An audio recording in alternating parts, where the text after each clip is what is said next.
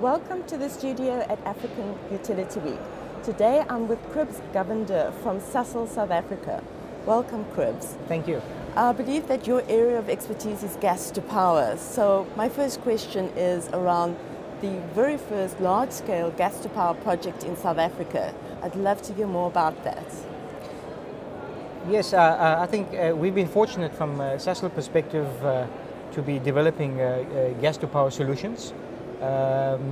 It started off in 2010 when we brought online gas to power turbines in Secunda, 200 megawatts, and subsequent to that we followed it up with gas engines, 175 megawatts each, one in Sasolburg in 2012, and now most recently in February of this year in Mozambique with our partner EDM, 175 megawatts gas to power.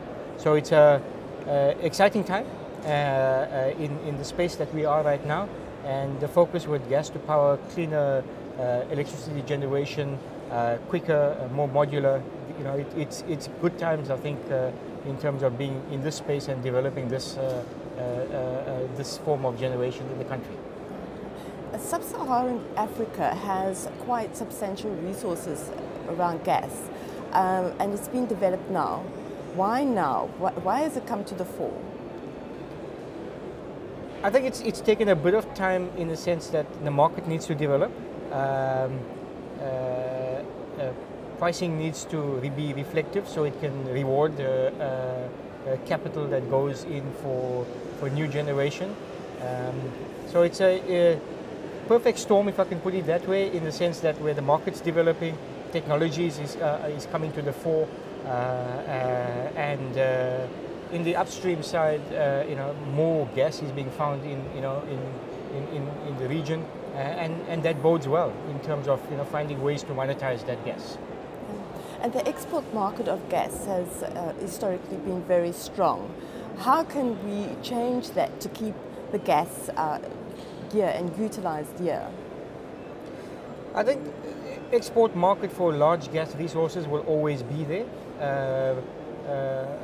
Markets in terms of chemicals, gas to liquids will be there, but electricity also will need to play a role in terms of monetization for gas of gas, and that's one of the things where it starts to contribute to domestic economies, because electricity is very much more land-based, locked. You can't export it outside through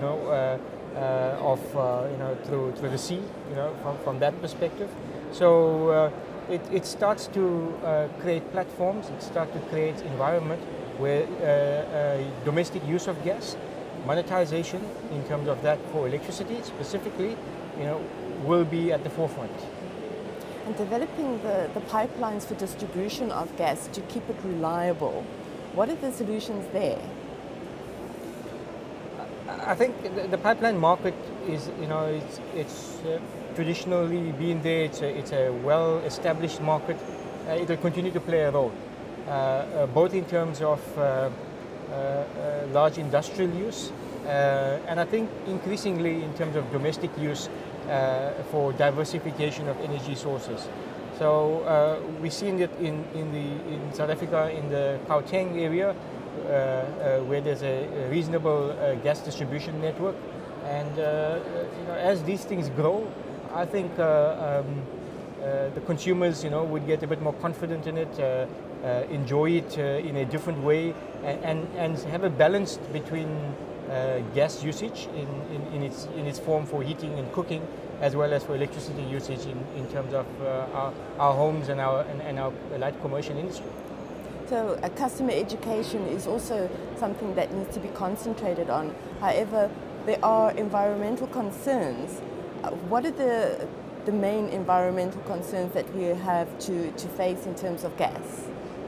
I think we have less of an environmental concern when it comes to gas. For electricity generation from gas, it is half the CO2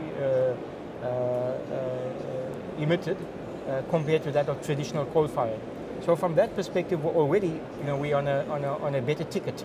And in addition to that, space heating for using gas gives you more effective energy usage compared to electricity.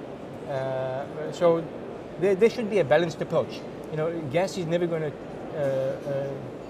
take away the need for electricity, and electricity will, you know, is not going to take away the need for gas. The two will coexist, and it's how effective we can do that and be smart about it from an energy management perspective. And here at African Utility Week, you presented a case study. What were the key findings out of that case study? The case study I presented was the power plant, the gas-to-power plant that was built at Rosana Garcia in Mozambique. Sasol, with its partner EDM, built that facility. It came online in February of this year, and I think, you know, it showcased what can be done when you partner on a public-private partnership in country. You use the natural resource in country and monetize it in country. I think the key factors there that we had was in terms of how we use local resources, skills development and training, but also in terms of being forward-thinking of investing in and making a difference in the communities that we work with. The easy part is the technology part. I think the issues around where you operate and how you operate and work with people, I think those are the success factors, you know, that we have. Yes. There's my last question is around the buzzwords low carbon economy. What is that, and what are the strategies that need to be put in place?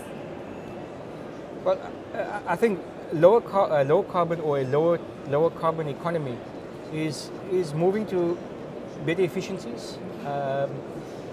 We're moving that way from a Sasol perspective, you know, in terms of utilizing gas, which, you know, has a lower carbon footprint, and being effective in how you manage that in terms of its uses, and being able to contribute to the economy broadly, more than just in the products that you make, but also in terms of multiplier effects that, you know, one has in the economy that you work with.